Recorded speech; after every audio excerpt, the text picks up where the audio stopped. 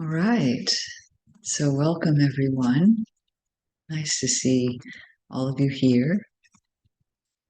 And we'll continue today on our voyage through the realms. In these meditations, I'm making an attempt for us to touch into each of the five realms in some way.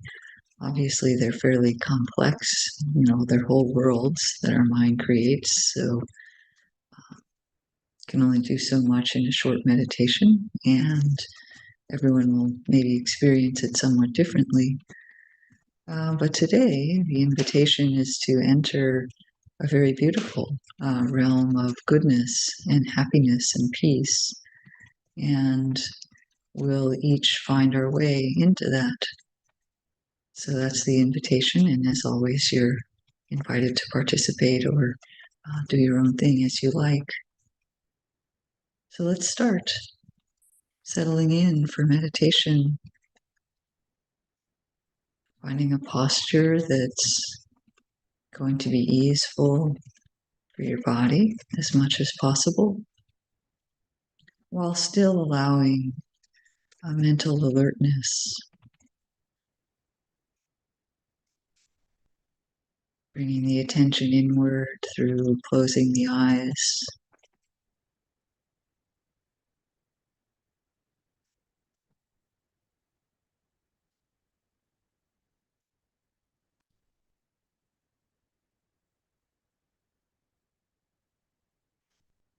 And sensing into the support of what you're sitting on, your seat against the chair or cushion or bed or bench.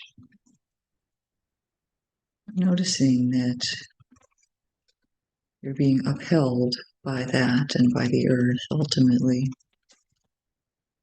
And letting yourself soften into the natural pull of gravity.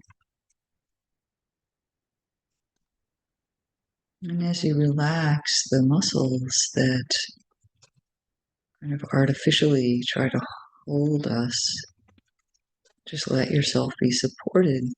There can be a natural uplift or opening or straightening of the body as we tune into the supportive energy that's from inside the body.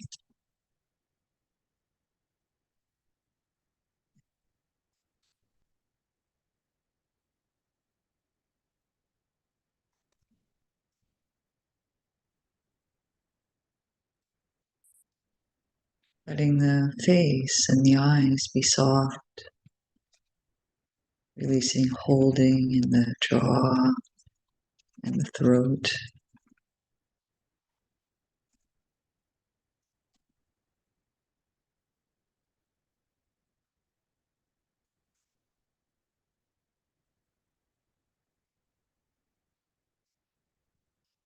Softening the shoulders.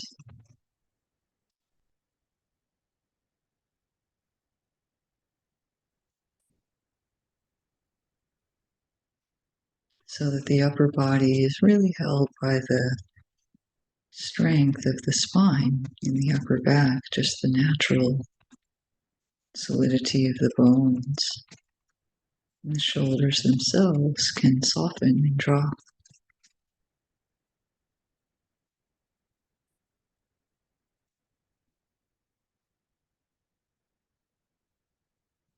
Softening the arms and the hands.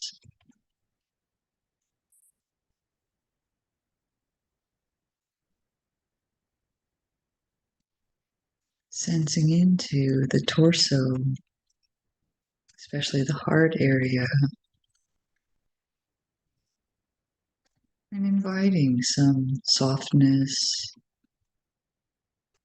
gentleness, flexibility in the chest and upper back area. If there is any tightness or ache, letting that be there with a softness of mind about that.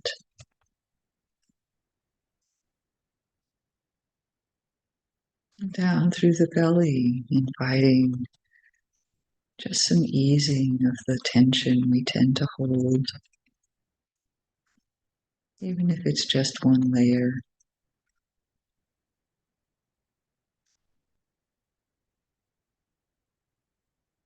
Seeing if our attention itself can have a sort of a caring presence to the energies of the torso area.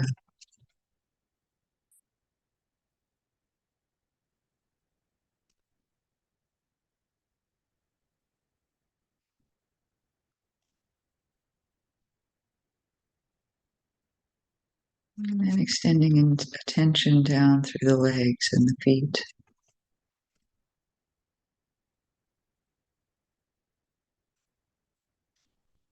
Letting those be easy.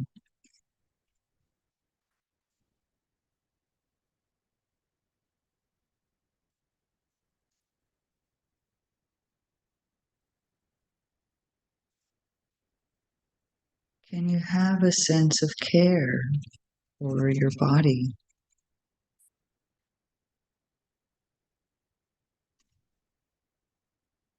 A sense of its okayness, that it's doing the best it can.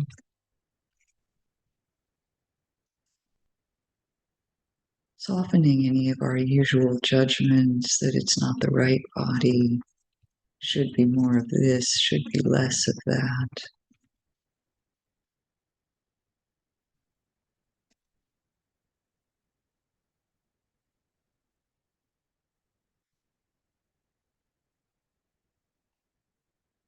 And sensing the movement of the breathing through the body.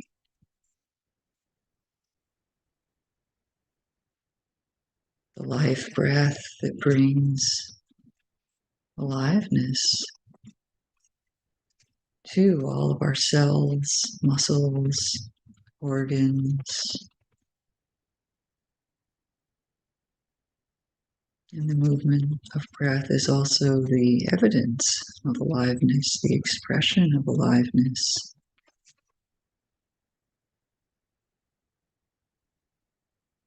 Appreciating any sense of vitality that comes from the breath.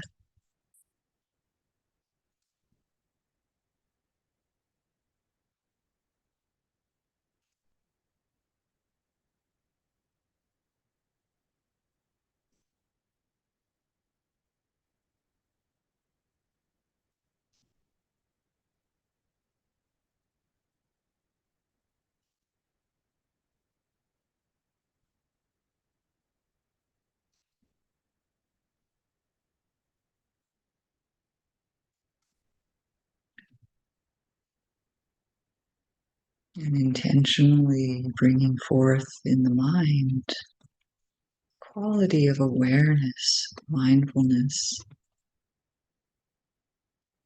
our ability to be present and know what is occurring. Quite an amazing ability, actually.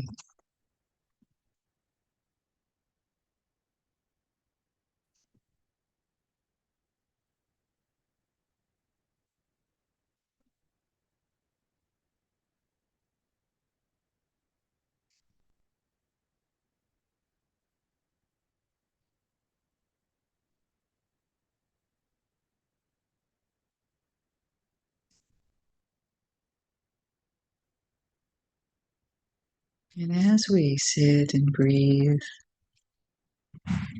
bringing the breath more deliberately into the area of the heart, evoking a sense of care for this being,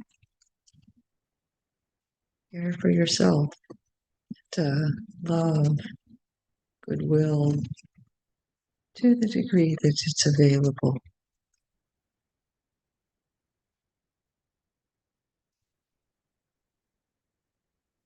A very natural wish that life can go well, can go smoothly. A wish to be free from enmity, free from pain,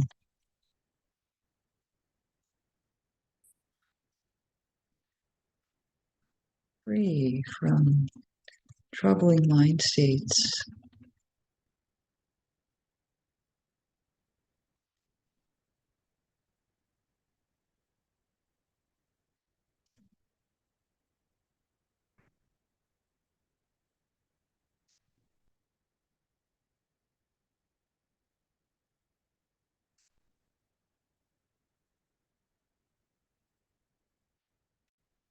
May this being live in peace.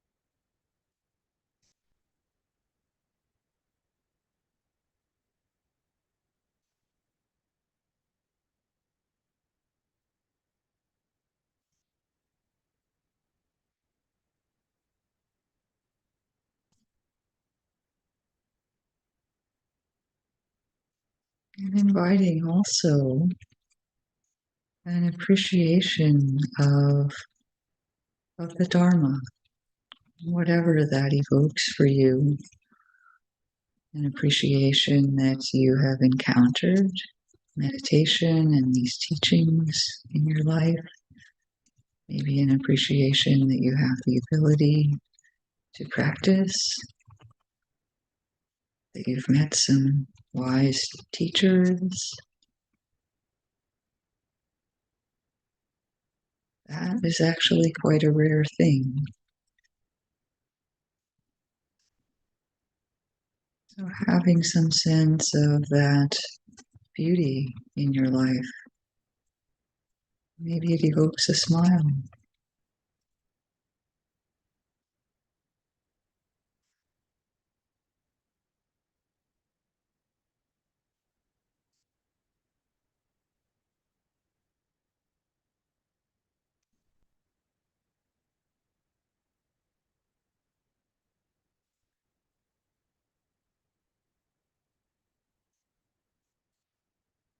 And rather than that only being a mental reflection, see if you can breathe this sense of appreciation and love,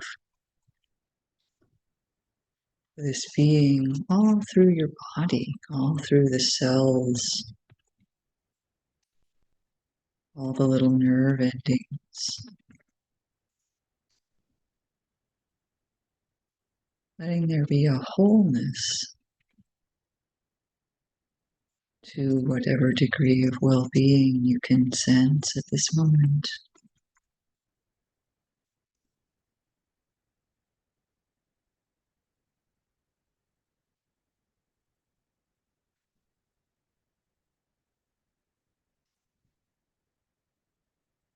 And then letting go of any deliberate reflection or directing of attention, and simply resting in any ease or beauty or peace that's present, inclining the mind toward that and resting.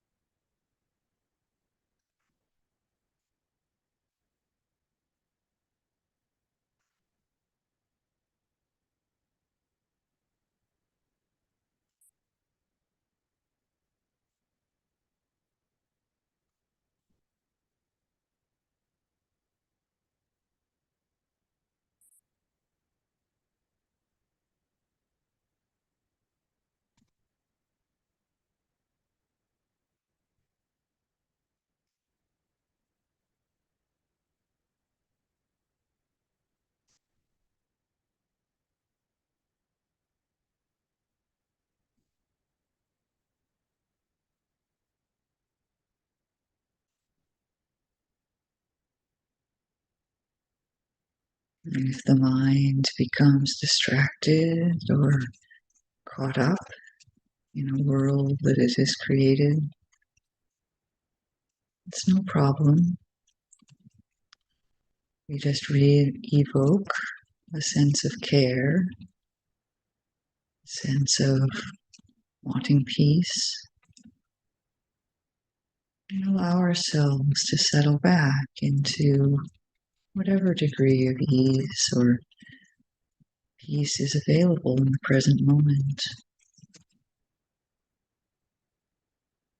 with gentleness, with kindness.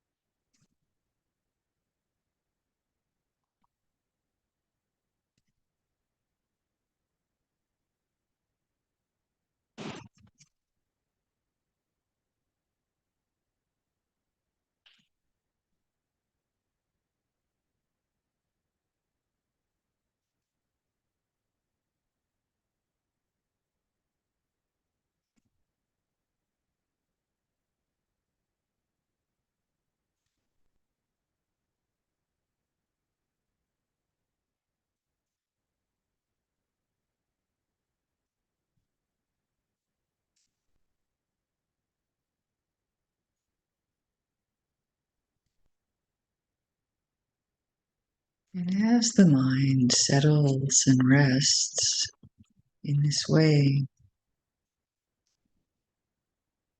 there is now an invitation to turn the mind toward the changing nature of experience. There is a flow here. The breath is coming in and out. There may be thoughts appearing in the background and then disappearing. The body hums with its vitality. It's just a small turn of the mind from just resting to actually noticing the changing nature, the arising, the passing, the shifting of experience.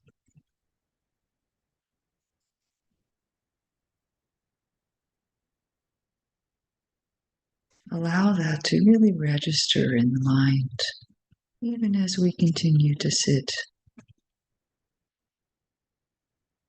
in this relatively easeful space.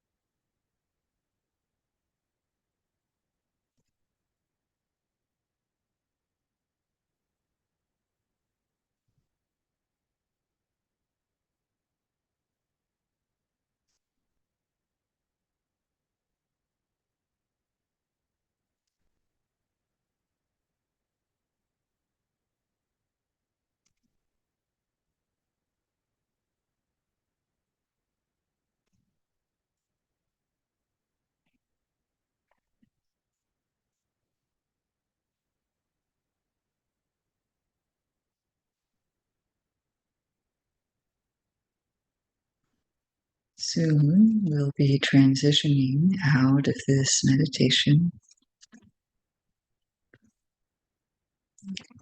And I'd like to invite you to consider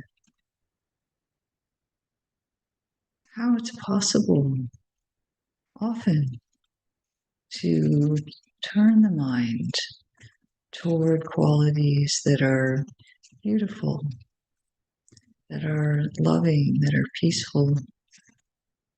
Often these mind states are available if we remember to open to them, even in situations that are very mundane or in situations that may be somewhat challenging. Love is available, compassion is available, ethical conduct, being honest or truthful in some way is available.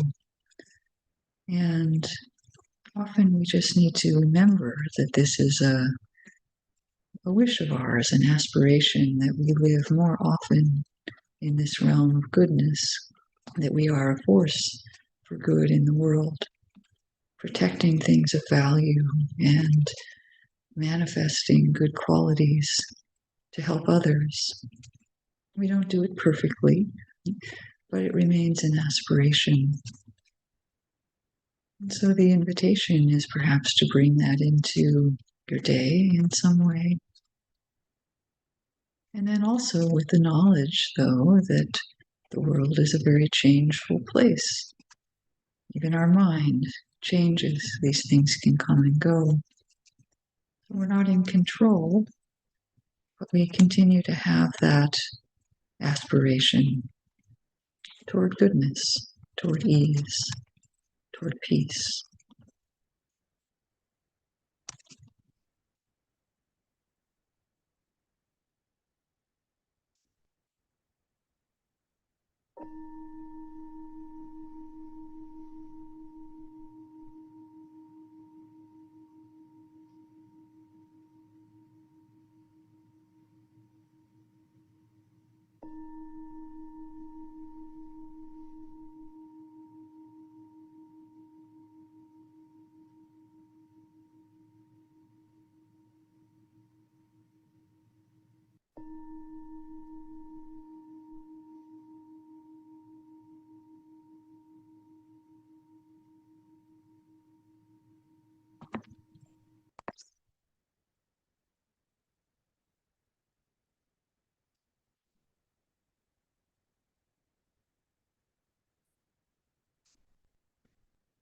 Okay, so we continue with the realms of existence that we've been traversing through this week. And we started with the hell realms and the hungry ghosts, the most unfortunate realms. Remember that these are meant to be seen, they could be seen as literal places if you want, but they can be seen as mental worlds that we project. We can really get caught up in aversive worlds and in greedy worlds that really distort the mind. And then yesterday we talked about the animal realm, which is, in the cosmological view, it's the other realm that we can see as humans. We see the animals, but we don't necessarily see the other realms. And then, we ourselves have animal bodies, right? So we're aware of the drives and the instincts that come from the body for food, for survival, for sex, these kinds of things. And though as humans, we also have some choices about cultivating the mind. And so by looking at the animal realm, we can appreciate our ability to choose ethical actions and to choose a spiritual path.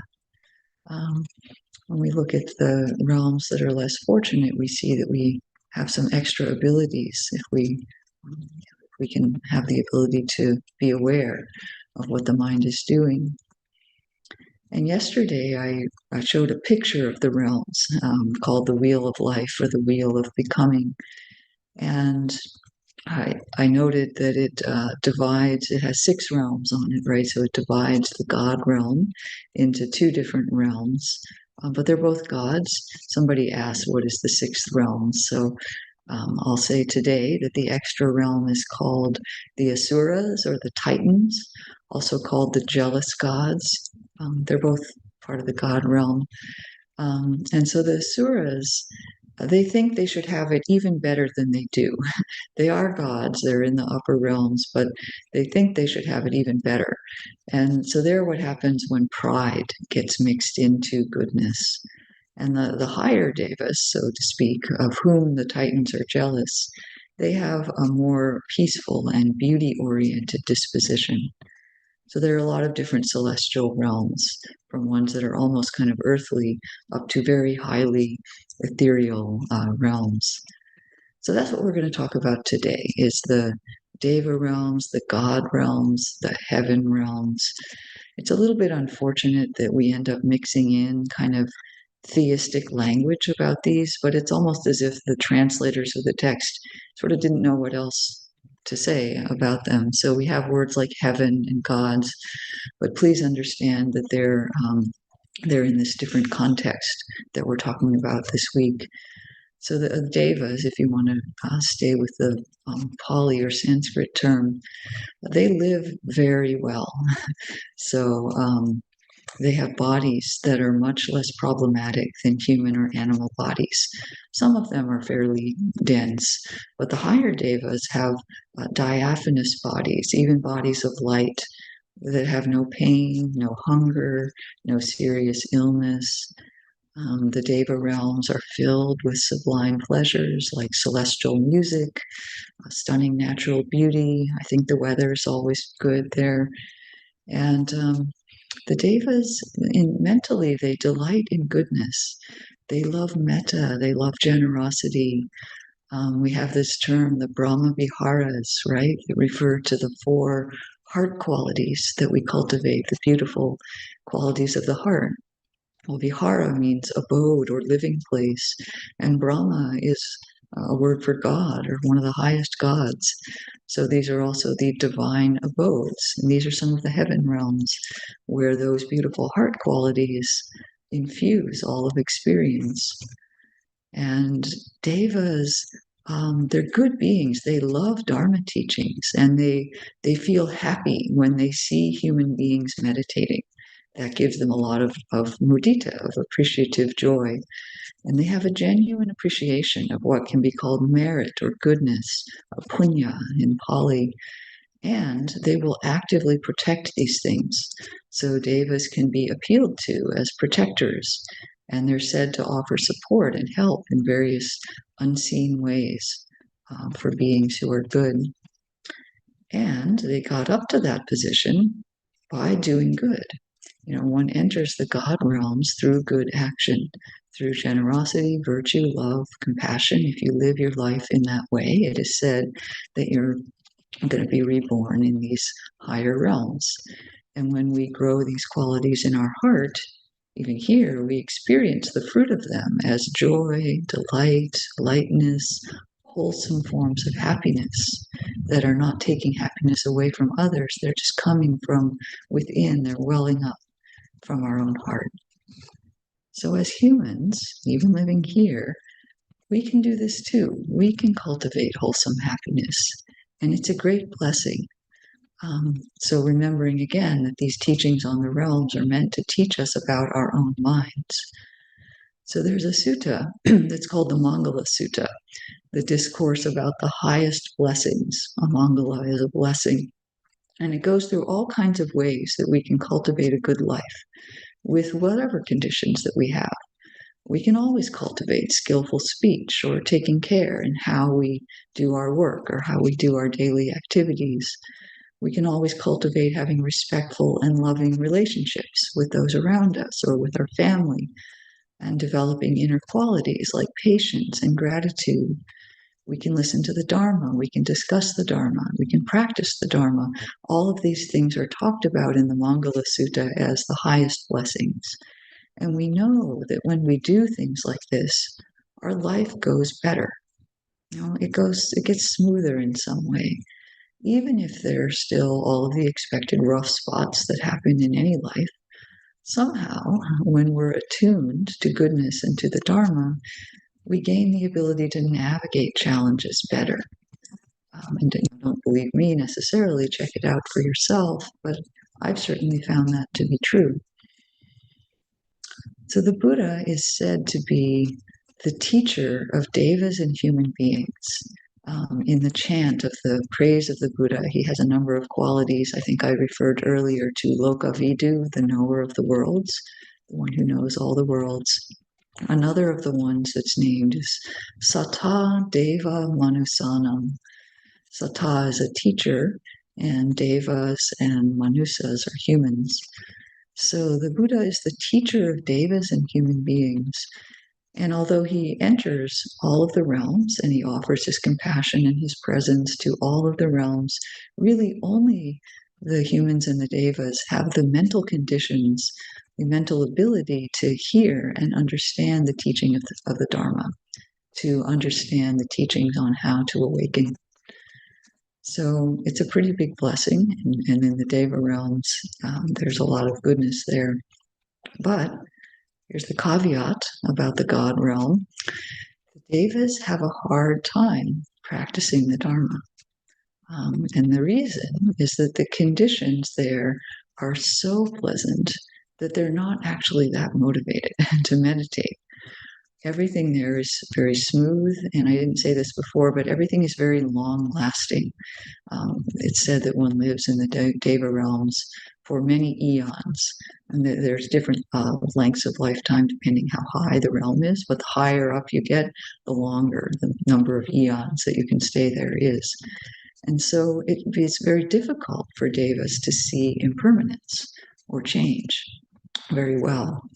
So the issue with the gods is that they tend to miss the opportunity for wisdom because of the conditions of their realm. It's not so easy to see anicca, impermanence or inconstancy. Not so easy to see dukkha, unsatisfactoriness. And they don't bother with anatta. So there are whole sections of the Pali Canon where the Buddha is teaching devas. There's and you can read about how he teaches these beings from the celestial realms. Most often, what he tries to point them to is anicca, the issue that any condition that we can experience is not permanent. So you start to see maybe the advantage that we have as humans. I have a story of a friend who was on the 3-month retreat at IMS. And during this retreat, she got into a long stretch where just for days, maybe for weeks, her mind was in deep equanimity and ease, very sublime kind of happiness. And it didn't seem to change, day after day, she would sit in this. And she went to her teacher, Joseph Goldstein, in one of the interviews, and she said, "This is great. I really like where my mind is. Why can't I just practice in order to continue staying in this state?" And Joseph looked at her with cocked an eyebrow and said, "It's temporary."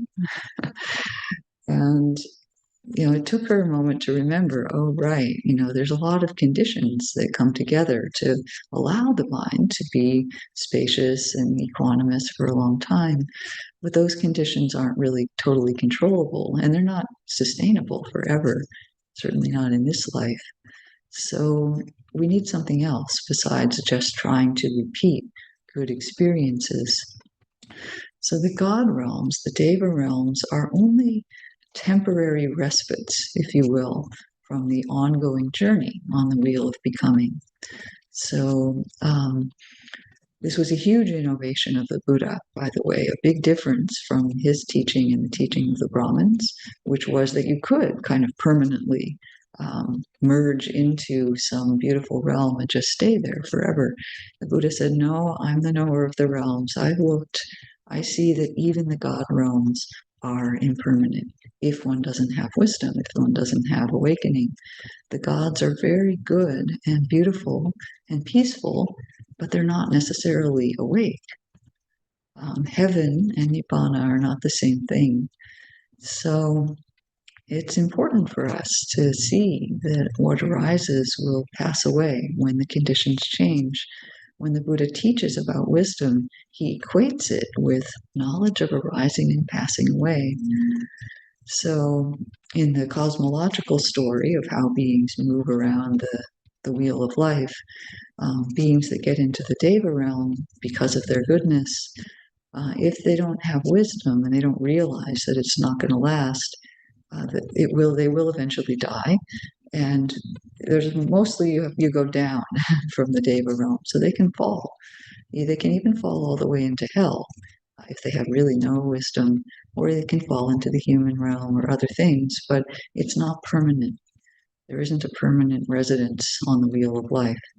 So, but don't be too down on these good states. I hope all of this doesn't teach you to say, "Oh, well, never mind. Then I don't want to cultivate the brahmaviharas or deep concentration states." No, no, please do cultivate those. We do cultivate them because they're part of the path.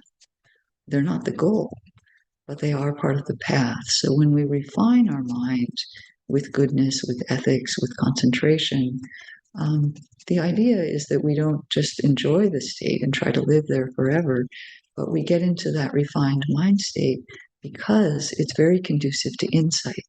If we just turn our mind towards seeing impermanence, towards seeing non-self, towards seeing that those states themselves are conditioned, we have the possibility of very deep insight that can free the mind from the cycle of endless becoming. So the heaven realms are nuanced, they're very important, they're useful, and they're very nourishing and actually healing for the heart. And they're not the goal. We have to be careful not to believe that they're the goal. So the human realm, which we'll talk about tomorrow, is actually the best realm for waking up. The best. The best. And so I hope you'll come back tomorrow and we'll talk about humans. Thanks, everyone. Have a beautiful day.